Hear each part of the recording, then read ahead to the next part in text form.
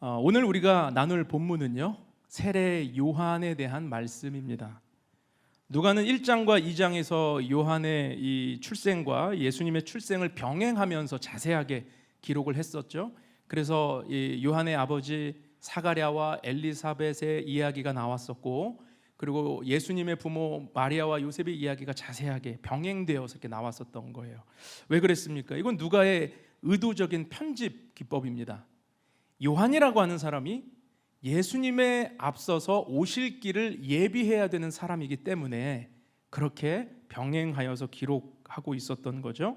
그러면 요한의 사명은 구약 성경에서 뭐라고 기록하고 있을까요?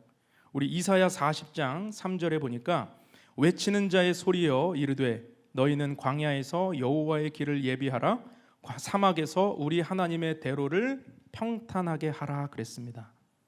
또 말라기 선지자는 3장 1절에서 이렇게 말씀했습니다. 만군의 여호와가 이르노라, 보라 내가 내 사자를 보내리니 그가 내 앞에서 길을 준비할 것이요. 여기까지 준비할 것이요.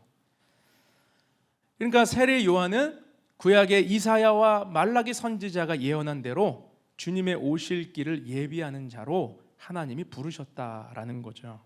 자, 그런데 세례 요한이 하나님의 말씀을 받고 사역을 시작했었던 곳, 그곳을 오늘 본문 2절에서는 어디라고 기록하고 있습니까?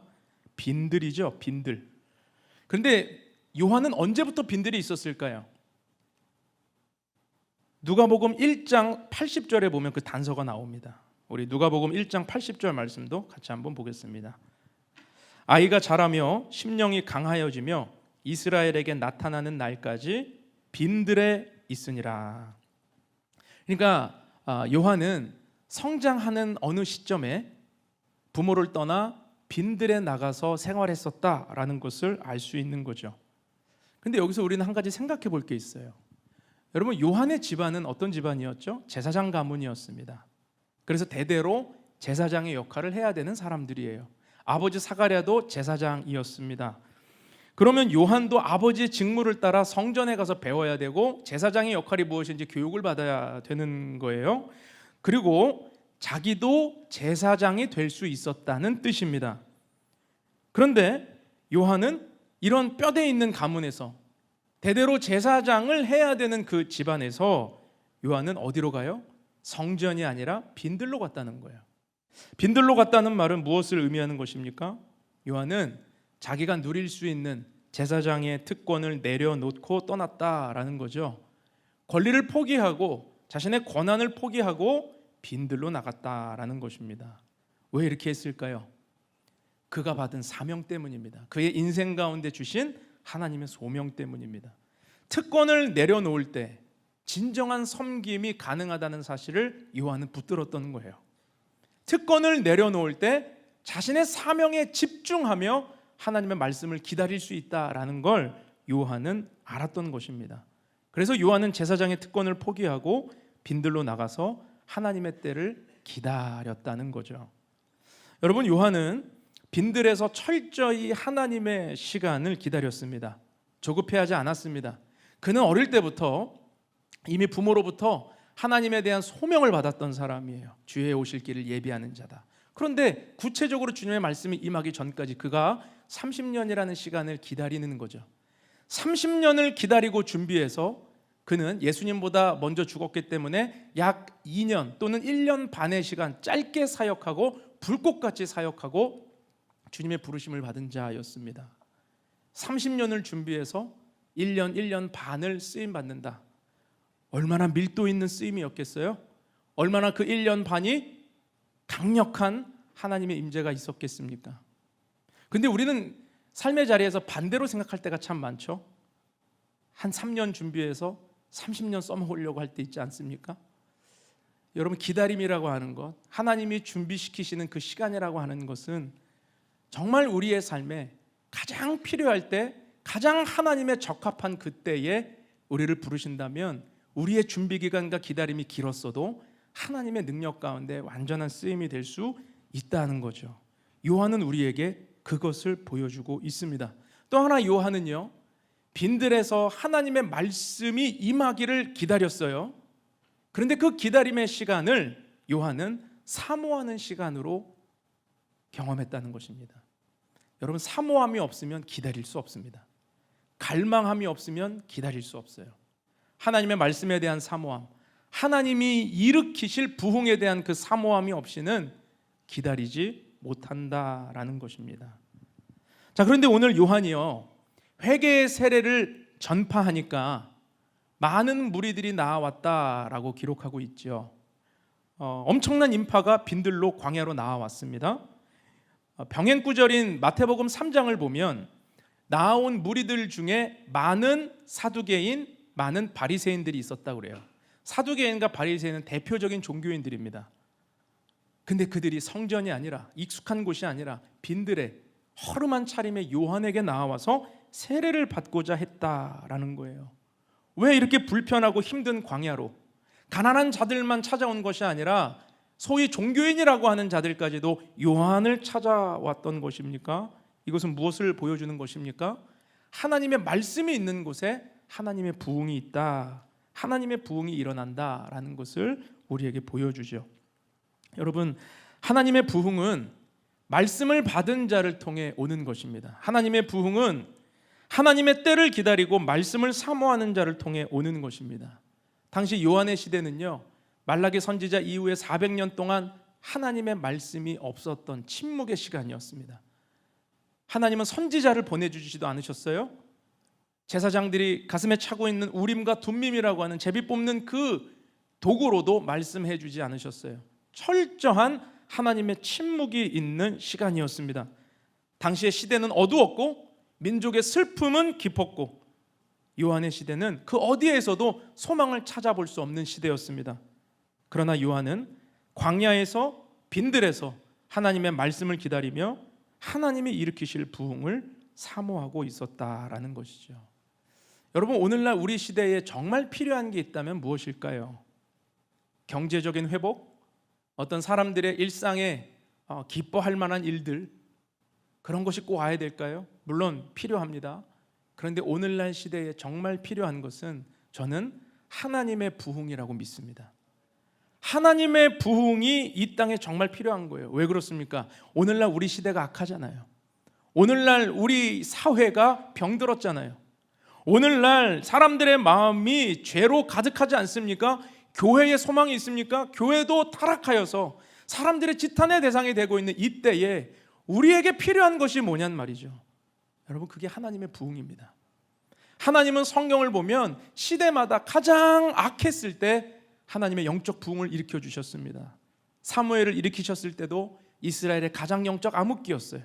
그때 하나님은 말씀을 통해 사무엘 선지자를 세우시고 미스바에서 대영적 각성 부흥을 일으켜 주셨습니다. 동트기 직전이 가장 어둡다라는 말이 있듯이 오늘날 우리 시대가 악하다면 여러분, 지금 우리에게 필요한 것은 다른 게 아니에요. 하나님의 부흥입니다. 여러분, 곳곳에서 사람들이 입술에서 회개가 터지고 말씀 앞에 진지한 삶의 변화가 일어나고 사회 곳곳에서 하나님의 사람들이 불같이 일어나는 그런 부흥을 볼 수 있는 저와 여러분 될 수 있기를 주님의 이름으로 축원합니다. 자, 오늘 본문 1절과 2절 말씀을 같이 한번 읽어보겠습니다. 같이 읽죠. 시작. 디베르 황제가 통치한 지 15해 곧 유대의 총독으로 헤롯이 갈릴리 분봉왕으로 그 동생 빌립이 이두레와 드라고닛 지방의 분봉왕으로 루사니아가 아빌레네의 분봉왕으로 안나스와 가야바가 대제사장으로 있을 때에 하나님의 말씀이 빈들에서 사가랴의 아들 요한에게 임한지라. 자, 여기서 누가는 역사적으로 실존 인물들을 언급하면서 7명의 지도자를 언급하면서 요한의 사역에 갖는 의미에 대해서 기술하고 있습니다. 먼저 이 부분을 살펴보죠. 자, 1절에 보니까 디베리오 황제가 통치한 지 15해라고 말하고 있죠. 디베리오 황제는 누굽니까? 티베리우스, 아우구스투스 다음으로 세워진 로마의 2대 황제입니다. 그런데 이 티베리우스가 주후 AD 14년부터 37년까지 통치했기 때문에 오늘 1절에 나오는 디베리오가 다스린 지 15해라는 말은 14년부터 다스렸으니까 15년을 더하면 29년이죠. 그러니까 이 요한이 활동하던 시기에 이 연대가 AD 29년경이라는 거예요. 그러니까 예수님이 공생애를 30세에 시작하셨으니까 어느 정도 연대가 맞지 않습니까? 그 연대를 지금 누가가 기록하고 있는 거죠. 자, 그리고 디베로 다음에 나오는 사람이 유대 총독 본디오 빌라도. 본디오 빌라도는 여러분이 너무 익숙한 사람이죠. 그런데 본디오 빌라도에 대한 이 성경의 평가는 무엇입니까? 기회주의자입니다. 그가 나중에 예수님을 십자가에 넘겨주는 불의한 판결을 할 때 이유가 뭐였죠? 사람들의 눈치, 밀란이 일어날까 봐, 소요가 일어날까 봐, 그러면 자기의 정치적 입지가 줄어드니까 그는 그냥 예수를 넘겨주는 기회주의적인 모습을 보이더라는 거예요. 그래서 티베리우스 황제에게 어떻게든 잘 보여서 중앙 정치 무대에 복귀하는 게 이 사람의 목표입니다. 그런데 역사를 보면 끝이 좋지 않아요. 이 사마리아 지역에서 아주 비참한 최후를 맞게 되는 것을 봅니다. 어쨌든 본디오 빌라도가 유대 총독으로 있었습니다. 그리고 이어지는 인물들이 누굽니까? 분봉왕 헤롯과 빌립이 나옵니다. 분봉왕이라고 하는 것은 이 나라를 4분의 1로 나누어서 4등분해서 하나씩 이 나라를 다스리게 하는 통치자인데, 로마는 어떤 권력을 맡길 때에 한 사람에게 집중해서 맡기지 않았기 때문에 유대 지역과 팔레스타인 지역을 4등분해서 헤롯 대왕의 이 아들들에게 나누어 주면서 맡겼어요. 오늘 두 명의 아들들이 나오는데 그게 헤롯과 빌립인데 원래 이름은 헤롯 안티파스, 헤롯 빌립이에요. 이 두 아들에게 나누어서 맡겼습니다. 그리고 루사니아라고 하는 사람이 나오는데 이 사람에 대한 부분은 기록에 찾아볼 수가 없어서 아마 실존했던 인물이긴 맞으나 어떤 삶을 살았는지 알지는 못합니다. 그런데 여기서 한 가지 우리가 좀 살펴볼 게 있습니다. 자, 팔레스타인과 유대 지역을 4등분해서 헤롯 대왕의 아들들에게 나눠줬다면 이 유대 지역에도 분봉왕이 있어야 되잖아요. 그런데 오늘 본문에는 유대 총독이 다스립니다. 본디오 빌라도가. 왜 그랬을까요? 역사적인 상황이 하나 있는데, 원래는 헤롯의 또 아들 아켈라오라고 하는 자가 다스렸는데 아켈라오가 너무 폭정이 심하니까 유대 지도자들이 황제에게 상소를 보낸 거예요. 그래서 아켈라오가 파직이 되고 주후 6년부터 로마 총독을 파견직으로 보내기 시작했던 거죠. 그래서 본디오가 몇 대 총독인지는 몰라도 총독으로 와 있는 겁니다. 근데 제가 이 설명을 왜 드리냐면, 자, 팔레스타인과 유대 지역에 분봉왕들이 여럿 있었어요. 헤롯의 아들들이 있었어요. 서로의 권력 다툼, 눈치 싸움, 기싸움 얼마나 심했겠습니까? 그런데 거기에 총독, 로마에서 파견된 빌라도까지 와 있으니 얼마나 정치적인 수싸움과 기싸움이 컸겠습니까? 정치가 혼란하면 백성들의 삶은 더 피폐해지고 여기서 수탈당하고 저기서 수탈당하고, 그러니까 예루살렘에 거주하고 있었던 사람들뿐만 아니라 유대 지역, 팔레스타인 지역에 있었던 유대인들은 삶이 너무나도 어려웠다라는 것을 우리에게 보여줍니다. 자, 그런데 이런 정치적인 상황 속에서 그러면 종교의 소망이 있었을까? 유대교회는 소망이 있었을까? 그렇지 않았다라는 것을 오늘 누가는 또 보여줘요. 2절에 보니까 당시의 대제사장이 안나스와 가야바였다라고 기록이 되죠. 율법에는 대제사장은 한 명입니다. 아론의 직계 자손 중에 한 명만이 대제사장의 역할을 수행하게 돼 있어요. 근데 누가는 왜 대제사장이 안나스, 가야바 두 명이라고 기록했을까요? 당시의 영적인 혼탁함이 그대로 보여주는 거죠. 당시의 대제사장은 가야바입니다. 그런데 막후 실세가 누구냐? 전 대제사장이었던 안나스라는 거예요. 안나스가 아마 로마의 어떤 그 힘에 의해서 자신의 대제사장직이 파지게 되었었던 것 같아요. 그리고 나서 누구를 세웠냐면 자신의 사위 가야바를 세운 거예요. 대제사장직을 세습하여 자기가 뒤에 막후 세력으로 쓰고 여전히 대제사장의 영향력과 권위를 누리면서 자기 사위를 꼭두각시로 세웠던 그것이 바로 안나스였습니다. 그래서 사람들은 가야바가 대제사장이지만 실질적인 대제사장은 안나스라고 생각하게 되었던 거죠. 얼마나 암울한 시대였는지를 우리에게 보여줍니다. 여러분, 요한이 사역했던 시대의 정치적 상황, 종교적인 상황이 너무나도 참담했습니다. 온통 로마 황제의 권력에 기대어서 달콤함을 맛보려고 하는 사람들로 가득했고, 그렇다고 종교라고 달랐을까? 아니요, 다르지 않았다는 거죠. 안나스에서 가야바로 이어지는 불의한 세습과 자기의 욕심이 율법보다 우선하는 모습에도 아무도 지적하지 못하는 그 참담하고 어두움 속에 그런 시대를 이 당시 사람들이 살아가고 있었다는 거예요. 그런데 누가는 그런 의도적으로 그런 불의하고 악한 정치, 사회, 종교적인 시대 속에서 하나님의 말씀은 그들에게 임하지 않았고 누구에게 임해요? 빈들에 있는 요한에게 임했다라는 사실을 대조하며 강조하고 있는 것입니다. 여러분, 세상이 대단한 사람들의 권력과 정치력과 또 이 영향력으로 돌아가는 것처럼 보여도 역사를 이끌어 가시는 분은 오직 살아계신 하나님이심을 믿습니다. 여러분, 우리가 이 믿음이 있을 때 우리의 삶에 어떤 어려움이 있어도 주님 바라볼 수 있게 되는 것입니다. 보십시오. 하나님의 말씀이 어디에 임했습니까? 세상의 권력자들과 종교 지도자들에게 임한 게 아닙니다. 요한에게 임했습니다. 요한은 남루했습니다. 요한은 초라해 보였습니다. 요한은 빈들에 있었습니다. 화려한 궁도 아니었습니다. 그런데 하나님의 말씀은 궁도 아니고 성전도 아니고 빈들에 있는 요한에게 떨어졌다라는 사실이죠. 여러분, 이것이 우리에게 무엇을 보여주는 것입니까? 하나님의 부흥은 전적으로 주권이 하나님께 있다는 소리예요. 대단한 사람들에 의해 부흥이 이루어지는 게 아니라는 것입니다. 연약하고 보잘것없어도 겸손한 마음으로 하나님을 기다리고 말씀을 기다리는 사람들에게 부흥이 임하게 된다라는 것입니다. 여러분, 요한이 있었던 빈들은 어디입니까? 빈들은 곧 광야를 의미하거든요. 광야는 무엇입니까? 광야는 아무것도 없는 곳입니다. wilderness. 아무것도 없는 곳이에요. 광야는 아무 소리도 들리지 않는 곳입니다. 그런데 놀라운 것은 광야에 가면 어디에서도 들을 수 없었던 하나님의 말씀을 듣게 된다라는 거죠. 자, 히브리어 단어 중에 이 미드바르라는 단어와 다바르라는 단어가 있어요. 근데 미드바르와 다바르가 주는 묵상의 교훈이 하나 있습니다. 미드바르는 광야라는 뜻이고 다바르는 말씀이란 뜻이거든요. 근데 발음이 비슷하죠. 미드바르, 다바르. 어원도 같습니다.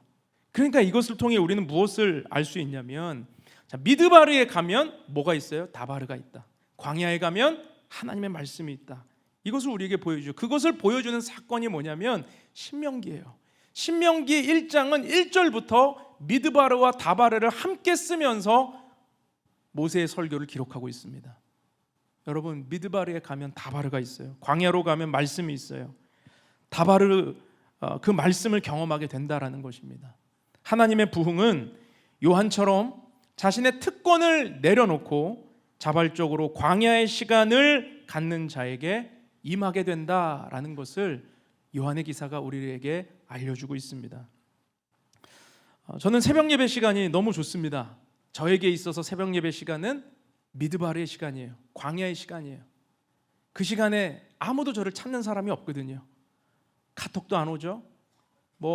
아무것도 안 와요. 정말 주님만 바라볼 수 있는 시간이에요. 제가 개척을 하고 새벽 예배부터 강조하면서 시작했던 건 저를 위해서였습니다. 누가 올까? 어디서 할까? 보다 중요한 건 나를 깨우는 시간이었기 때문에, 나에게 광야가 필요했기 때문에, 나에게 빈들이 필요했기 때문에, 내 삶에 하나님의 말씀이 있는 곳이 필요했기 때문에, 그래서 누가 시키지 않았는데 새벽 예배부터 시작한 거예요. 여러분, 우리의 삶에 빈들이 필요합니다. 여러분의 삶에 자발적으로 찾아가는 빈들이 필요해요. 자발적으로 찾아가는 광야의 시간이 필요해요. 아무도 찾지 않는 곳, 아무도 여러분에게 연락하지 않는 그곳, 그곳에서 하나님의 말씀에 집중할 수 있는 미드바르의 시간이 필요하다라는 거죠. 여러분, 하나님의 부흥은 어디에 오는 것입니까? 광야에서 자신의 권리를 포기하고 특권을 내려놓고 하나님만 바라보며 기다리는 그 광야의 시간을 통해 하나님의 부흥이 임하게 되는 것입니다. 제가 비전센터를 위해서 요즘에 계속 기도를 하는데 하나님이 저에게 주시는 마음이 이 영적 부흥을 사모하라는 마음이에요. 제가 지난주에도 잠깐 나눴지만 영적 부흥을 사모하라, 갈망하라, 사모하는 자에게 주신다. 단순히 수적 부흥을 의미하는 게 아니에요. 우리 한 사람 한 사람 마음에 회개의 입술이 터지고 내가 그동안 괜찮게 살아가던 삶의 자리가 뒤흔들려서 하나님, 내 삶에 기뻐하시는 자리는 어디입니까? 내 삶에 원하시는 자리는 어디입니까? 채권을 내려놓고 헌신할 수 있는 그거. 여러분, 그 자리를 경험할 때 우리의 삶에 진짜 영적 부흥이 일어나게 되는 거죠. 여러분, 하나님의 부흥을 사모할 수 있기를 주님의 이름으로 축복합니다. 빈들과 광야로 나아가십시오. 미드바르에서 다바르를 경험하십시오. 세상의 소리가 들리지 않는 곳, 오직 주님의 말씀이 있는 곳으로 나아가서 깊은 영적인 부흥을 체험할 수 있기를 축복합니다. 우리 이어서 본문 3절과 6절도 같이 한번 읽겠습니다. 3절부터 6절까지 시작. 요한이 요단강 부근 각처에 와서 죄사함을 받게 하는 회개의 세례를 전파하니 선지자 이사야의 책에 쓴 바 광야에서 외치는 자의 소리가 있어 이르되 너희는 주의 길을 준비하라. 그의 오실 길을 곧게 하라. 모든 골짜기가 메워지고 모든 산과 작은 산이 낮아지고 굽은 것이 곧아지고 험한 길이 평탄하여질 것이요 모든 육체가 하나님의 구원하심을 보리라 함과 같으니라. 자, 말씀을 받은 요한은요, 회개를 선포하면서 세례를 베풀기 시작합니다. 그런데 이사야 선지자의 예언을 오늘 이렇게 기록을 해놓았는데 그 예언을 살펴보면 요한의 사역이 어떤 사역인지 우리가 구체적으로 좀 묵상해 볼 수가 있습니다. 한마디로 말하면 요한의 사역은요, 죄인들의 마음에 어떤 길을 놓는 사역이에요. 길을 만드는 사역이에요. 그 길이 무엇입니까? 예수께서 오실 길이에요. 마음에 예수님을 영접할 수 있는 길을 만드는 사역이 요한의 사역이었다라는 거죠. 사람들 내면은요, 저마다 높아진 마음, 낮아진 마음, 웅덩이와 같은 마음, 골짜기 같은 마음, 구불구불한 마음, 별 마음이 다 있어요. 그런데 그 모든 마음들을 요한은 회개를 선포함으로 그 마음에 곧게 되고 그 마음에 예수님이 오실 수 있도록 평탄한 길을 만들었던 거예요. 이게 회개의 사역입니다. 그동안 이스라엘 백성들 하나님 없이도, 하나님 말씀 듣지 않고도 괜찮게 살아갔어요. 그들의 그런 삶에 괜찮지 않다라는 마음을 뒤흔드는 게 요한의 사역이었어요. 회개하라, 회개하라. 하나님 없이도 내 인생을 살아갈 수 있다라고 착각하는 그 마음들을 회개하라. 주님이 오신다. 그분의 말씀을 받아라. 이거를 준비하고 있었던 거죠. 그러면 산처럼 높아진 마음은 무엇입니까? 산처럼 높아진 마음, 이게 교만한 마음입니다. 하나님 없이도 종교적인 관습에 의해서 스스로 의롭다고 생각하고 괜찮다고 생각하는 마음이에요. 유대인들은 율법의 말씀을 지키면서 하나님 앞에 겸손해지지 않았습니다. 이상하죠? 율법을 지키면 겸손해져야 되잖아요. 근데 율법을 지키면 남을 정죄하고 판단해요. 자기 의로 남을 잣대를 정하고 정죄했다는 거예요. 그러니까 스스로 속는 삶을 살아가는 거죠. 그래서 이렇게 높아진 마음, 영적 교만의 이 마음을 깎아야 된다, 회개해야 된다 선포한 것입니다. 그러면 골짜기처럼 낮은 마음은 뭘까요? 열등감과 같은 비교의식과 자격지심이에요. 그러니까 한마디로 이런 거예요. 소망하지 못하는 마음이에요. 나 같은 게 무슨 구원을 받아? 내가 무슨 축복을 받아? 이대로 살아야지 뭐, 이런 마음이에요. 근데 의외로요, 여러분 전도를 해보면, 복음을 전해보면 이렇게 생각하는 불신자들 꽤 많습니다. 소망하지 않아요. 아예 괜찮아요, 저 이렇게 사는 게 편해요, 저한테 강요하지 마세요. 괜찮지 않거든요. 그런데 그들이 복음을 전하다 보면 자기 죄에 빠져서 구원을 소망하지 못하는 골짜기와 같은 마음을 만날 때가 있다는 거죠. 그런데 요한은 이런 제각각의 마음들을 곧게 펴서 예수께서 오시도록 회개의 세례를 전파하고 있는 것입니다. 여러분, 오늘날 우리의 마음은 어떻습니까? 우리의 내면은 어떻습니까? 신앙생활의 매너리즘에 빠져서 높아진 마음은 없으십니까? 내가 받은 훈련이, 내가 받은 직분이, 내가 받은 경험이, 내가 했던 경험이 기준이 되고 의가 되어서 다른 사람들을 재단하고 판단하는 잣대가 될 땐 없으십니까? 그러니까 자기 스스로 정신승리를 하는 거예요. 나는 괜찮다고, 나는 신앙생활 잘하고 있다고 생각하는 거예요. 그런데 그 마음을 뒤흔들어야 된다는 거예요. 그 마음을 뒤흔들어서 높아진 마음을 깎아서 회개해서 주님이 오실 길을 내야 된다라는 것입니다. 여러분, 나는 괜찮아 라고 하는 마음에 말씀은 임하지 않습니다. 나는 충분해 라는 마음에 영적 부흥은 일어나지 않습니다. 그 높아진 마음을 깨야 된다는 거예요. 또한 우리 마음에 이런 마음은 없으십니까? 변화를 포기하고 골짜기 같은 마음이죠. 소망하지 않는 거예요. 그래서 이대로 살다가 천국이나 가면 되지, 뭘 더해, 뭘 성장해, 뭘 깊어져, 이런 생각을 하는 마음이에요. 그러니까 하나님이 내 인생을 통해서 하실 일이 있다라고 하는 소망을 발견하고 싶지도 않은 거예요. 도전하면 도전으로 받지 않아요. 나는 아니야, 나한테 하는 말 아니야. 여러분, 그게 교만일 수도 있지만 이렇게 낮아진 웅덩이와 같은, 골짜기와 같은 마음일 수 있다라는 거죠. 이 마음도 회개가 필요합니다. 주님이 곧은 길이 나도록. 여러분, 하나님의 부흥이 임하려면 우리 내면에 곧은 길이 나야 합니다. 하나님의 말씀이 임하여 큰 부흥이 일어나려면 우리 내면의 골짜기는 높아지고 높은 산은 깎여지고 주님의 오실 평탄한 길이 와야 된다라는 거죠. 우리 내면에 예수님이 오셔서 예수님의 말씀이 이루어질 수 있는 곧은 길이 날 수 있기를 주님의 이름으로 축원합니다. 마지막으로 우리 본문 7절에서 9절 말씀도 다 같이 한번 읽어보시죠. 시작. 요한이 세례받으러 나아오는 무리에게 이르되 독사의 자식들아, 누가 너희에게 일러 장차 올 진노를 피하려 하더냐. 그러므로 회개에 합당한 열매를 맺고 속으로 아브라함이 우리 조상이라 말하지 말라. 내가 너희에게 이르노니 하나님이 능히 이 돌들로도 아브라함의 자손이 되게 하시리라. 이미 도끼가 나무 뿌리에 놓였으니 좋은 열매 맺지 아니하는 나무마다 찍혀 불에 던지리라. 자, 보세요. 지금 세례 요한이 엄청난 인파가 몰려드는데 그 사람들에게 독서를 퍼붓고 있어요. 그죠? 독사의 자식들아. 어떤 목사님은 이 독사의 자식들아라는 말이 입에 차마 담을 수 없는 심한 욕이었다라고 해석을 하시더라고요. 당시 팔레스타인의 길에 채이던 게 이런 뱀이었대요. 독사. 그러니까 이게 참 표현하기가 그런데, 여러분 옛날에 우리 시골에 돌아다니면 뭐가 제일 많아요? 강아지들이 많잖아요. 뭐 그런 의미였다는 거예요. 심한 말로. 그런데 저는 그렇게 해석이 되지가 않고 이 당시에 팔레스타인의 이 뱀의 습성을 조금 이해하면 우리가 조금 묵상을 달리해 볼 수 있습니다. 무슨 말이냐면요, 여러분, 뱀이라고 하는 것은 예수님도 말씀하시잖아요. 뱀같이 지혜로워라. 뱀이 왜 지혜로운 동물일까요? 자기 살 길을 기가 막히게 아는 동물이 뱀이에요.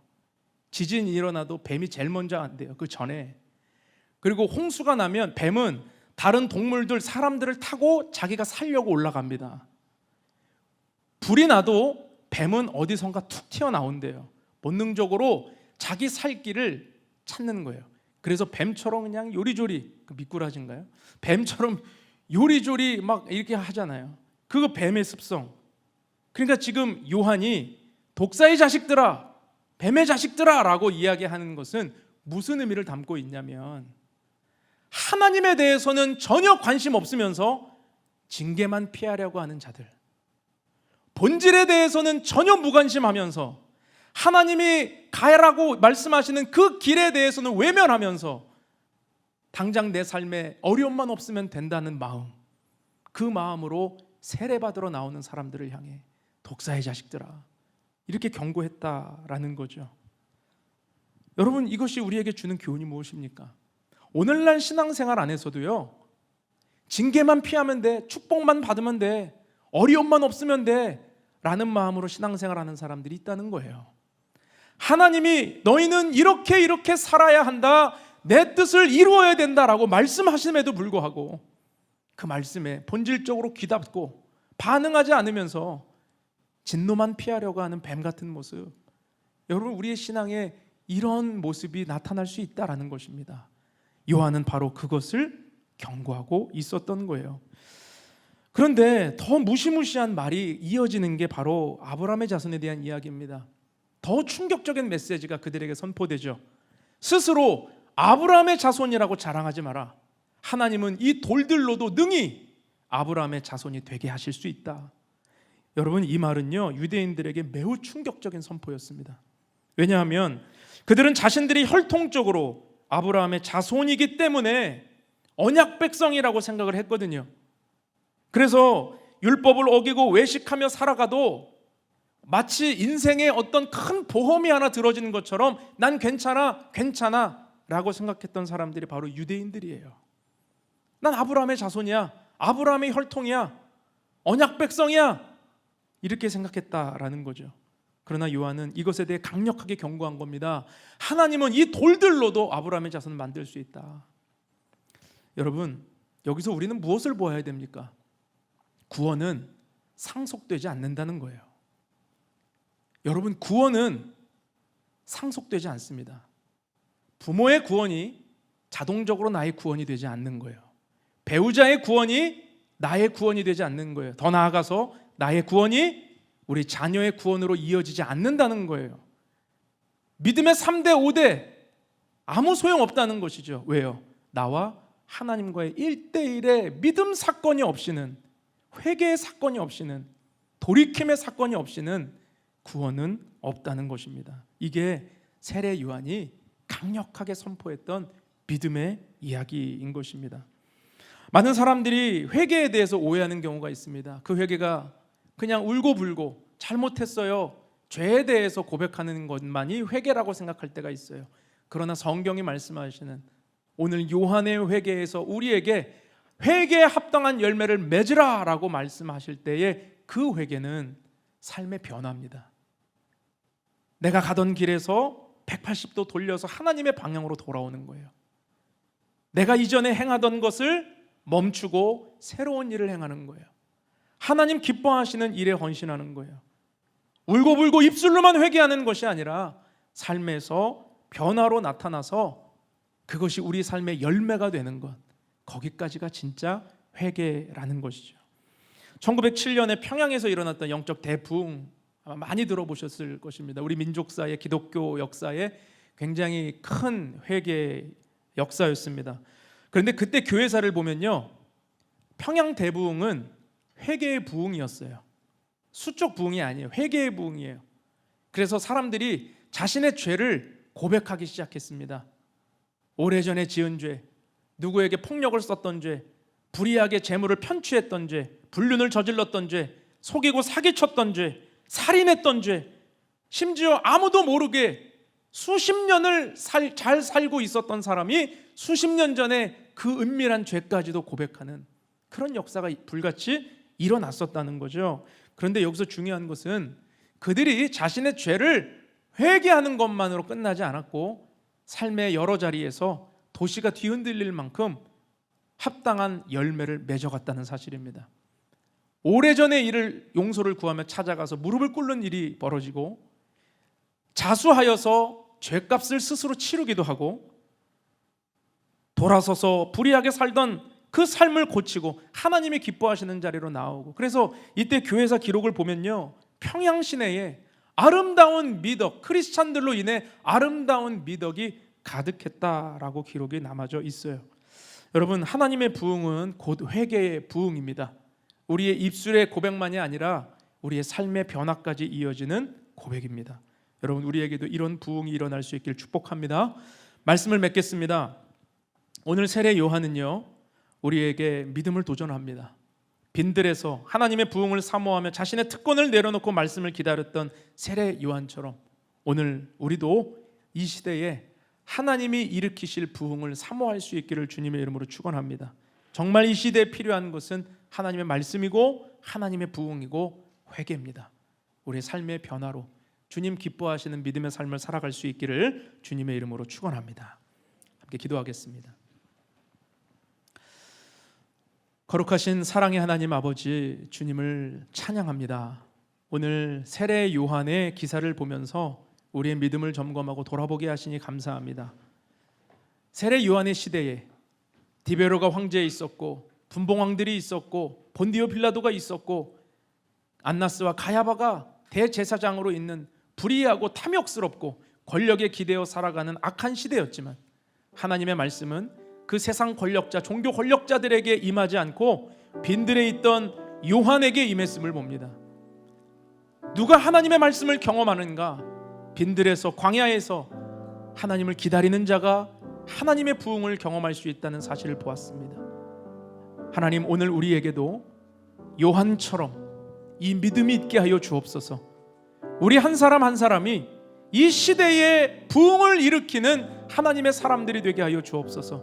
우리 한 사람 한 사람이 우리 가정에, 우리 직장에, 교회에 영적 부흥의 주역들이 되게 하여 주옵소서. 하나님의 말씀을 사모하고 기다리는 자들 되게 하여 주옵시고, 높아진 마음들이 낮아지고 골짜기 같은 마음들이 높아져서 주님의 오실 길을 예배하고 평탄케 하는 복된 삶이 되게 하여 주옵소서. 하나님, 주는 교회를 축복하셔서 주는 교회가 정말 이 시대에 하나님의 말씀을 선포하고 또 주님의 일을 감당하는, 주님의 오실 길을 예비하는 믿음의 공동체가 되게 하여 주옵소서. 선교지를 향하여 담대하게 복음을 전하는 교회, 주가 쓰시겠다 할 때에 망설임 없이 드리는 교회, 곳곳에서 하나님의 부흥을 기다리며 사모하는 교회, 주님 쓰시기에 가장 좋은 교회, 그런 믿음의 공동체가 될 수 있게 하여 주시옵소서. 오늘 이 말씀 붙들고 한 주간 주님과 동행하기를 원하는 사랑하는 주의 백성들을 기억하시고 그들의 삶과 가정과 또 개인의 영역 가운데 주님 동행하셔서 하나님의 말씀을 붙들고 승리하는 한 주간이 되게 하여 주옵소서. 이번 주 필리핀 아울리치를 출발합니다. 주의 성령께서 동행하여 주시고 우리가 밟는 모든 땅에 하나님의 부흥이 일어나게 하여 주시옵소서. 지금은 우리를 죄에서 구원하신 예수 그리스도의 은혜와 하나님 아버지의 크신 사랑과 성령님의 교통 역사 충만하신 은총이 하나님의 말씀을 붙들고 하나님의 부흥을 이루기를 소망합니다. 사모합니다. 갈망하는 사랑하는 주의 백성들 머리머리 위에와 그 가정과 삶의 모든 터전 위에, 지금도 열방에 흩어져 헌신하는 선교사님들의 가정과 사역 위에 이제로부터 영원토록 함께 하시기를 간절히 축원하옵나이다. 아멘.